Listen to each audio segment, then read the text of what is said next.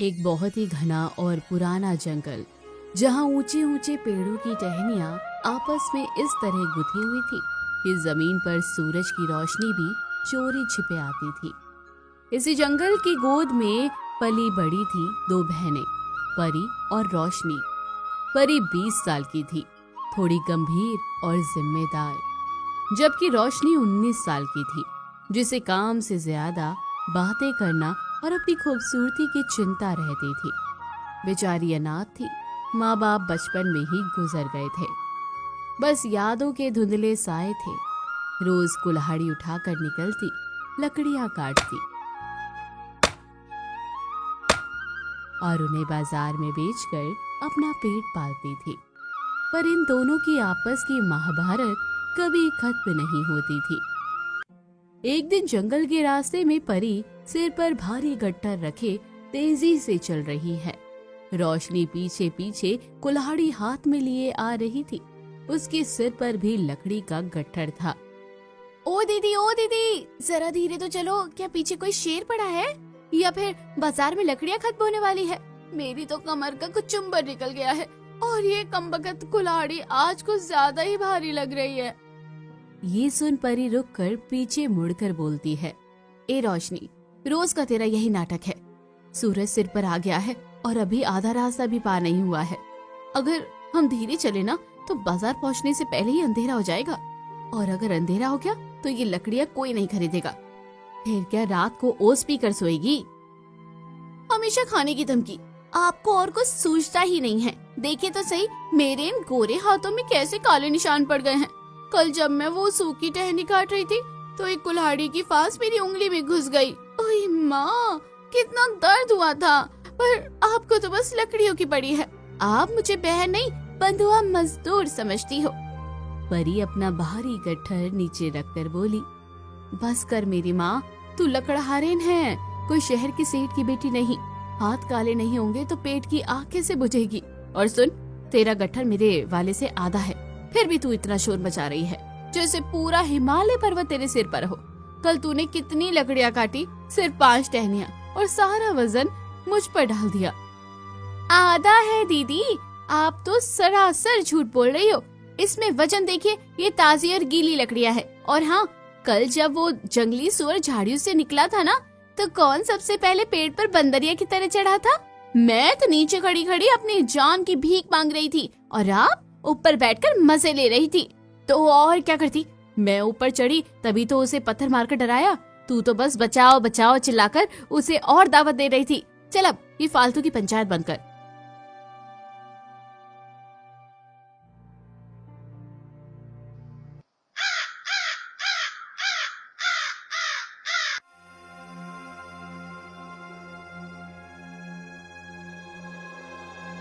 नहीं नहीं दीदी, उधर बिल्कुल मत जाना। कल गांव की चंपा कह रही थी कि उस झाड़ी के पीछे एक 3 आंखों वाला साया रहता है जो राहगीरों को सम्मोहित कर लेता है। मेरी तो रूह कांप रही है, कहीं उसने हमें पकड़ लिया तो? चंपा खुद एक नंबर की डरपोक है और तुझे भी वैसा ही बना रही है। 3 आंखों वाला साया, जमाना चांद पर पहुंच गया और तू सायों में अटकी है। चल मेरे पीछे, और जुबान कम हाथ ज्यादा चला। तभी अचानक घनी झाड़ियों के पीछे से एक बहुत ही दर्दनाक और लंबी चीख सुनाई देती है। हाय मेरा लाल, सोहन, कहाँ चला गया तू? कोई तो बचाओ रे। मेरे बुढ़ापे की लाठी टूट गई।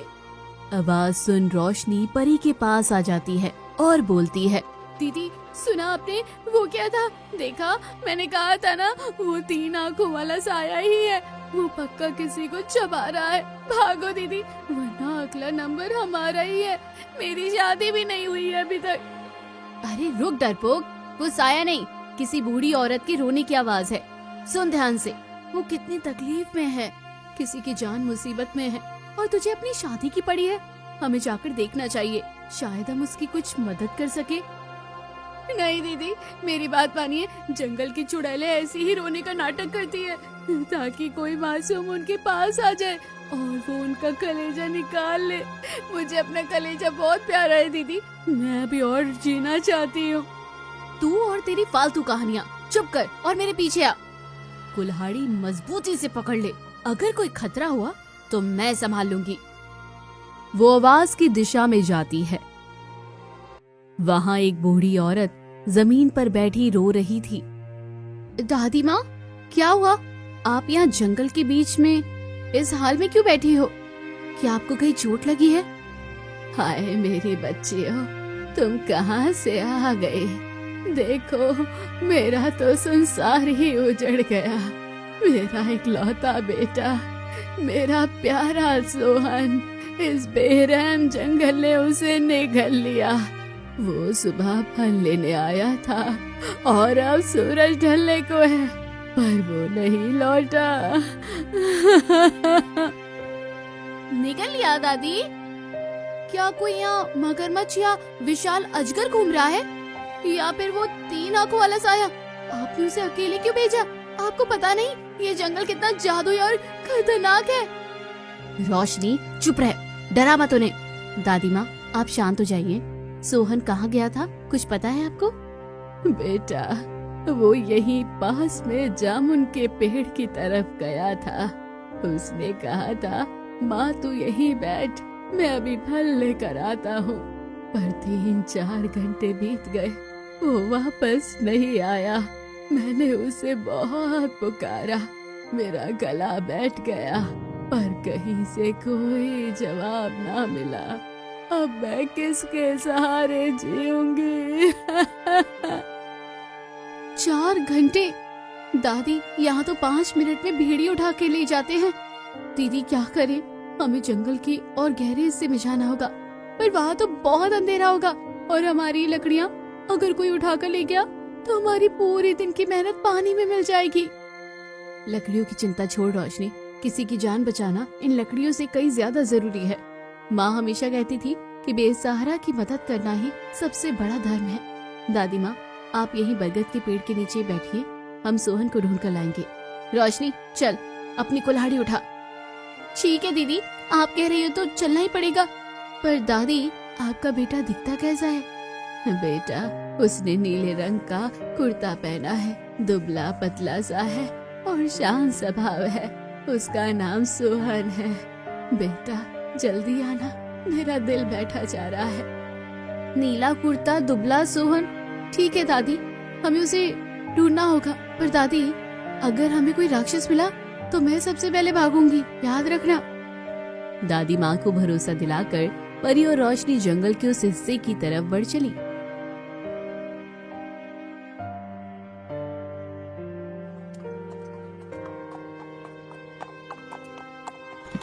जहाँ रोशनी भी आने से कतराती थी। परी और रोशनी अब जंगल के उस इलाके में पहुँच चुकी थी जहाँ परिंदा भी पर मारने से पहले कांपता था। पेड़ों की ऊंची ऊंची टहनियाँ ऐसी लग रही थी जैसे कोई राक्षस अपने हाथ फैलाए खड़ा हो। हवाओं में एक अजीब सी सरसराहट थी, जैसे कोई उनके कानों में फुसफुसा रहा हो। दीदी बस करो यार, अब और आगे मत चलो। देखो तो सही, यहाँ सन्नाटा कितना शोर मचा रहा है। और ये कैसी गंध है, जैसे कोई जड़ी बूटी चल रही हो। पक्का यहाँ कोई आदमखोर रहता है जो इंसानों को मसाला लगाकर भूनता है। चुप कर डरपोक, गंध आ रही है, इसका मतलब आसपास कोई झोपड़ी या घर है। और देख, जमीन पर वो नीला धागा, ये सोहन के कुर्ते का ही लग रहा है। वो इसी तरफ गया है। तू बस अपनी कुल्हाड़ी तैयार रख। कुल्हाड़ी तो तैयार है दीदी, पर मेरे हाथ पैर ठंडे पड़ रहे हैं। देखो वो सामने पेड़ों के बीच में वो क्या चमक रहा है? कोई महल है क्या? महल नहीं, वो तो एक छोटी सी कुटिया है। पर अजीब बात है, इतनी गहराई में कुटिया। चल दरवाजा खटखटाते हैं। वो कुटिया के करीब पहुंचती है। कुटिया बहुत पुरानी है, पर वहाँ से बहुत ही शांत और पवित्र ऊर्जा निकल रही है। वो लोग कुटिया के अंदर जाती है और दूर ही रुक जाती है। रोशनी धीमी आवाज में बोली, दीदी रुक जाओ, पहले झाँक कर देख लो, कहीं अंदर कोई खोपड़िया लेकर ना बैठा हो। अंदर एक तेजस्वी साधु महाराज धुनी रमाए बैठे हैं। उनके चेहरे पर गजब का नूर है। उनके पास एक युवक बैठा है। साधु महाराज बिना आंखें खोले बोले, आओ बालिकाओं, नियति तुम्हें यहाँ खींच लाई है। दरवाजे पर खड़े होकर तर्क वितर्क करने से अच्छा है कि अंदर आकर जल ग्रहण करो। अरे इनको कैसे पता हम बाहर खड़े बहस कर रहे थे? दीदी ये बाबा तो अंतर्यामी लगते हैं, कहीं इन्होंने हमें सम्मोहित तो नहीं कर लिया? परी और रोशनी साधु बाबा के सामने आ जाती है। प्रणाम महाराज, हम भटकते हुए यहाँ आए हैं, हम एक माँ के खोए हुए बेटे को ढूंढ रहे हैं। ये सुन सोहन चौंक कर खड़ा हो जाता है और बोलता है, दीदी मेरा यकीन मानिए, मैं तो फल तोड़ रहा था, अचानक मुझे लगा जैसे किसी ने मेरा दम घोट दिया और मैं बेहोश हो गया। जब मेरी आंख खुली तो मैं महाराज की गोद में था। उन्होंने मुझे जड़ी बूटी खिलाकर ठीक किया और रास्ता दिखाया। तू यहाँ मजे से भजन सुन रहा है और वहाँ तेरी माँ रो रो कर तालाब भरने वाली है। तुझे पता भी है वो कितनी परेशान है? पूरे जंगल में हम अपनी जान हथेली पर रखकर तुझे ढूंढ रहे हैं। पुत्र सोहन, ये बालिकाएं साधारण नहीं है। परी रोशनी, तुम जिस लड़के को बचाने आई हो उसने तुम्हें यहाँ तक पहुँचाकर एक बहुत बड़ा द्वार खोल दिया है, पर अभी वक्त कम है। पहले इस बालक को इसकी माता तक पहुँचाओ। महाराज आपका बहुत बहुत धन्यवाद। सोहन चल जल्दी, दादी माँ बेहाल है। वो तीनों जंगल से बाहर की तरफ भागते हैं। सूरज ढलने ही वाला था कि वो उस पुराने बरगद के पेड़ तक पहुंच जाते हैं। बुढ़िया सोहन को देखते ही चीख पड़ती है, सोहन मेरा लाल तू आ गया। मुझे लगा था कि आज मेरी कोख सूनी हो जाएगी। हाय राम, तू ठीक तो है? माँ मैं ठीक हूँ, इन दीदियों ने मुझे बचा लिया। ये मुझे उस जादुई कुटिया से वापस लाई है। बेटियों मैं तुम्हारा एहसान कैसे उतारूं? तुमने आज मेरे बुढ़ापे का सहारा मुझे लौटा दिया। पर सुनो, तुम लकड़ियाँ काटती हो, अनाथ हो। क्या तुम्हें पता है कि तुम्हारी किस्मत में क्या लिखा है? हमारी किस्मत में तो बस ये भारी लकड़ियाँ और आपकी दुआएं लिखी है दादी, और क्या होगा? नहीं, एक सच है जो पूरे गांव ने तुमसे छिपाया है। सबको लगता है कि तुम्हारे माँ बाप मर गए, पर ये झूठ है। तुम्हारे माँ बाप जिंदा है। क्या दादी, आप होश में तो है ना? हमें तो बताया गया था कि वो बचपन में ही एक हादसे में चल बसे। हाँ दादी, ऐसी बातें मत करो। अगर वो जिंदा होते, क्या हमें इस गरीबी और जंगल में छोड़ देते? क्या उन्हें अपनी बेटियों की याद नहीं आती? बेटा, वो तुम्हें छोड़कर नहीं गए, उन्हें कैद किया गया है। इस गांव के पीछे जो विशाल तालाब है, जिसे खूनी तालाब कहते हैं, उसके नीचे एक मायावी जल महल है। वहाँ जल जलनी नाम की एक दुष्ट जादूगरनी रहती है। तुम्हारे माँ बाप ने गांव को बचाने के लिए उससे टक्कर ली थी, पर वो उन्हें अपनी जादुई बेड़ियों में जकड़कर पानी के नीचे ले गई। तालाब के नीचे? पर दादी, वहाँ कोई कैसे जिंदा रह सकता है? वो जादू की दुनिया है बेटा, वहाँ समय रुक जाता है। वो आज भी तुम्हारी राह देख रहे हैं, पर वहाँ जाना किसी इंसान के बस की बात नहीं। जाओ, फिर से उसी साधु महाराज के पास जाओ। वो तुम्हें रास्ता देंगे जहाँ से तुम पाताल में उतर सकोगी। परी और रोशनी के पैरों तले जमीन खिसक गई थी। माँ बाप जिंदा है, ये विचार उनके मन में तूफान मचा रहा था। पर अब सवाल था उस खौफनाक जल महल का, जहाँ जाना मौत को दावत देना था। लेकिन अपने खून के रिश्ते को पुकारते हुए वो दोनों फिर से उसी रहस्यमयी कुटिया की ओर दौड़ पड़ी। रात का समय हो चुका था।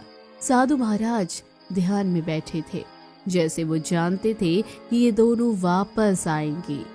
आ गई पुत्रियों, सत्य की तड़प तुम्हें खींच लाई।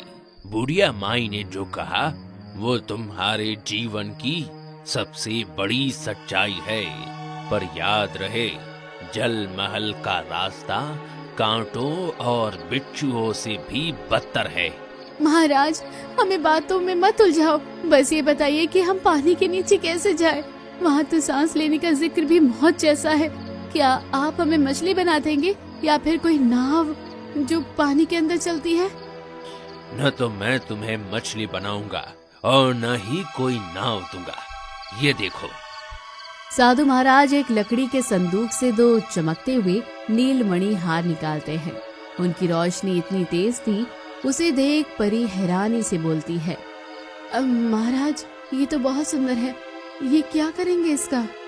पुत्री परी, ये कोई साधारण हार नहीं है, ये वायु प्राण हार है। जैसे ही तुम इन्हें अपने गले में धारण करोगी, तुम्हारे चारों तरफ एक अदृश्य वायु मंडल बन जाएगा। तुम पानी के भीतर वैसे ही सांस ले सकोगी जैसे यहाँ ले रही हो। पानी तुम्हें छुएगा भी नहीं और न ही तुम डूबोगी। ये हार तुम्हें उस जादूगरनी की उस माया नजरों से भी बचाएंगे जो इंसानों को देखते ही पत्थर का बना देती है।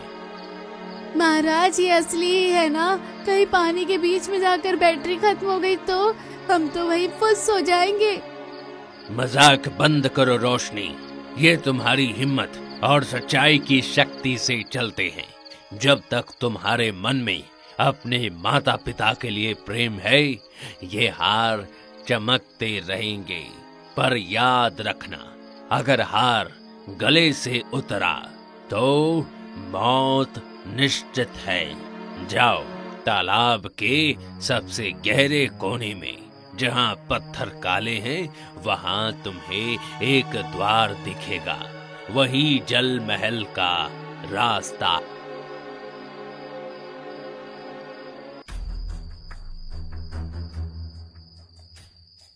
गांव के पीछे का विशाल काला तालाब में रात का सन्नाटा है। पानी बिल्कुल शांत है, जैसे कोई राक्षस सो रहा हो। परी और रोशनी किनारे पर खड़ी है। दीदी एक बार फिर सोच लो, मुझे तो इस पानी से ही डर लग रहा है। देखो ये कितना काला है, जैसे इसमें किसी ने स्याही खोल दी हो। और देखो ये अंधेरी रात भी हमें ऐसे देख रही है जैसे कह रही हो मत जाओ, मर जाओगे। रोशनी डरो मत, अपनी कुल्हाड़ी मजबूती से पकड़ो। माँ बाबू बरसों से उस अंधेरी काल कोठरी में हमारा इंतजार कर रहे होंगे। क्या तू चाहती है कि हम फिर से वही अनाथों वाली जिंदगी जिए? आज या तो हम परिवार के साथ लौटेंगे या फिर इस तालाब की मिट्टी बन जाएंगे। इतने बड़े डायलॉग मत मारो दीदी, मुझे और डर लगता है। अच्छा ठीक है, मैं अपनी कुल्हाड़ी और अपनी ये चुनरी कस के बांध लेती हूँ। 1 2 और 3। दोनों एक साथ पानी में छलांग लगाती हैं। जैसे ही वो पानी के अंदर पहुंचती है, हार से एक तेज नीली रोशनी निकलती है और उनके चारों तरफ एक पारदर्शी बुलबुला बन जाता है। अरे दीदी देखो, मैं बोल पा रही हूँ और देखो मेरे कपड़े भी नहीं भीग रहे हैं। वाह, ये जादुई गुब्बारे जैसा है दीदी। देखो वो मछली कितनी बड़ी है, इसके तो दांत भी है। धीरे बोल रोशनी, हमें चुपचाप नीचे जाना है। देख वो नीचे चमकता हुआ क्या है, वही द्वार होगा। वो पानी की गहराई में उतरती चली जाती है। जैसे जैसे वो नीचे जाती है, नजारा बदल जाता है। बाप रे, ये जल महल है। ये तो स्वर्ग जैसा दिख रहा है, पर इसकी महक सड़ी हुई हड्डियों जैसी क्यों है? क्योंकि ये पाप का महल है रोशनी। वो देख, दरवाजे पर 2 विशाल पहरेदार खड़े हैं, जिनके हाथों में तलवारें हैं। हमें हार की शक्ति से उनके पीछे से निकलना होगा। वो बहुत ही सावधानी से पहरेदारों को चकमा देकर महल के भीतर प्रवेश करती है। अंदर का दृश्य देखकर उनके रोंगटे खड़े हो जाते हैं। दीदी वो देखिए, वो आखिरी वाला कोना, वहाँ 2 लोग पिंजरे में बंद है। उनकी शक्ल तो हमारे पुराने वाले फोटो से मिलती है। माँ, बाबूजी, रोशनी, वो देखो, वो जिंदा है। परी और रोशनी अपने माता पिता के करीब पहुँचने ही वाली थी कि तभी पूरे महल में एक भयानक सी गूंज उठी और उनके सामने प्रकट हुई दुष्ट जादूगरनी जलमाया। जल महल के उस ठंडे और डरावने गलियारी में परी और रोशनी के सामने अब साक्षात मौत खड़ी थी। दुष्ट जादूगरनी जलमाया, उसकी आंखें अंगारों की तरह दहक रही थी। दूसरी तरफ 2 लोहे के पिंजरों में बेड़ियों से जकड़े हुए उनके माता पिता अधमरी हालत में पिंजरे के अंदर बंद थे।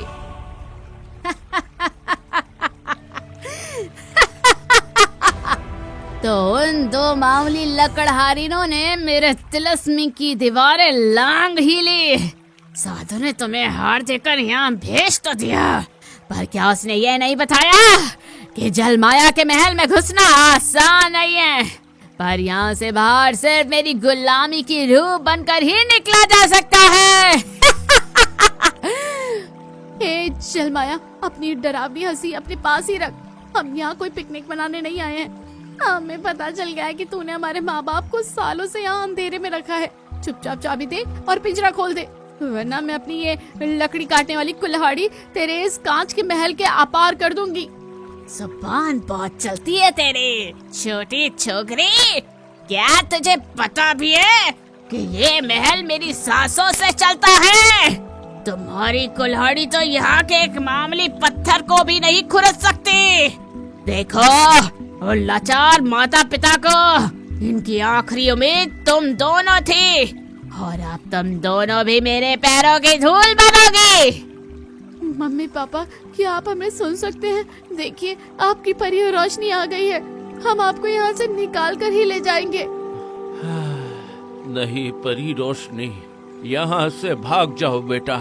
ये चुड़ैल तुम्हें भी पत्थर का बना देगी।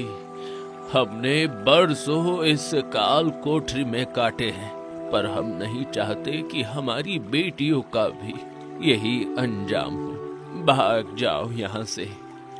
मेरी बच्चियों, तुम कितनी बहादुर हो गई हो, पर इस जादूगरनी के पास काली शक्तियाँ हैं। यहाँ से बाहर निकलना नामुमकिन है। भगवान के लिए यहाँ से चले जाओ।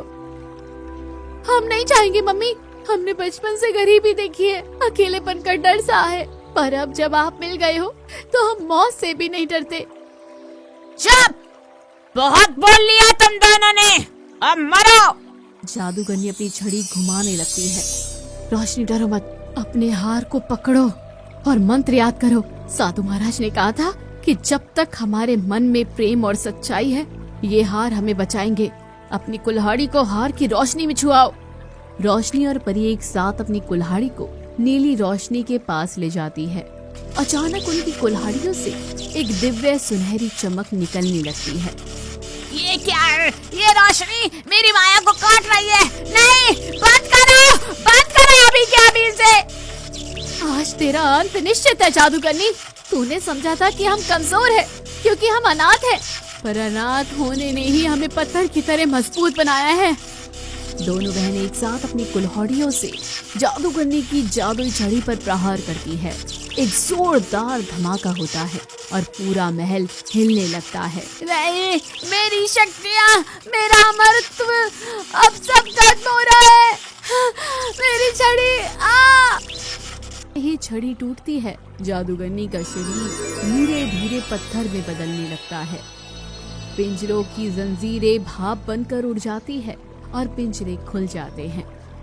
दीदी देखो, पिंजरा खुल गया। माता पिता पिंजरे से बाहर निकलते हैं और अपनी बेटियों के पास जाकर बोलते हैं, मेरी जाबाज बेटियों, तुमने आज हमें नया जीवन दिया है बेटा। हमें लगा था कि हम इसी अंधेरे में मर जाएंगे, पर तुम्हारी हिम्मत ने आज मौत को हरा दिया। मेरी कलियों, तुम कितनी बहादुर हो गई हो। भगवान का शुक्र है कि तुम सही सलामत हो। अब हमें कभी कोई अलग नहीं कर पाएगा। माँ, अब बातें बाद में करेंगे, पहले यहाँ से बाहर निकलना होगा। जादूगरनी के मरते ही ये महल गिर रहा है, चलो जल्दी। जैसे ही वो तालाब की सतह पर पहुँचते हैं, सुबह का सूरज उनका स्वागत करता है। किनारे पर सोहन, उसकी माँ और पूरे गांव वाले खड़े थे। देखा, मैंने कहा था ना, ये लड़कियाँ साधारण नहीं हैं। आज हमारे गांव से उस जादूगरनी का साया हमेशा के लिए मिट गया। धन्य हो तुम दोनों। अरे ये तो इसके माँ बाप हैं। ये तो साक्षात चमत्कार है। हमने तो सोचा था कि ये अब कभी नहीं लौटेंगे। तभी साधु महाराज वहाँ प्रकट होते हैं। पुत्रियों, तुम्हारी परीक्षा पूरी हुई। तुमने साबित कर दिया कि दुनिया की सबसे बड़ी शक्ति नफरत या जादू नहीं, बल्कि प्रेम और अटूट विश्वास है। ये हार अब अपनी चमक खो चुके हैं। क्योंकि इनका महान कार्य पूरा हुआ। महाराज आपका बहुत बहुत शुक्रिया, पर अगली बार कोई ऐसा मिशन मत देना जिसमें नहाना पड़े। मेरी नाक में अभी भी तालाब का पानी भरा है। चुप रह रोशनी। महाराज हम आपके ऋणी रहेंगे। आपने हमें न केवल माँ बापू से मिलाया बल्कि हमें खुद की शक्ति से भी परिचित कराया। पुत्रों, अब जाओ और अपना जीवन सुख से बिताओ। तुम्हारे माता पिता को तुम्हारी बहुत जरूरत है। और सोहन, तू भी अब अपनी माँ का सहारा बन।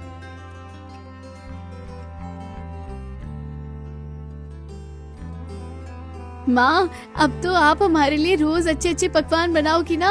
और हाँ, अब हमें जंगल से लकड़ियाँ काटने की कोई जरूरत नहीं है, क्योंकि मैंने जादूगरनी के महल से कुछ सोने के सिक्के जेब में डाल लिए थे। क्या रोशनी, तू कभी नहीं सुधरेगी। सब जोर जोर से हंसते हैं। तो दोस्तों, परी और रोशनी की कहानी हमें सिखाती है कि अगर दिल में हिम्मत और अपनों के लिए सच्चा प्यार हो तो बड़ी से बड़ी काली ताकत भी आपके सामने घुटने टेक देती है। वो दो बहनें जो कभी बेसहारा थी, आज पूरे गांव की रक्षक बन चुकी थी। बुराई कितनी भी गहरी क्यों ना हो, सच्चाई की कुल्हाड़ी उसे खत्म करने के लिए काफी है।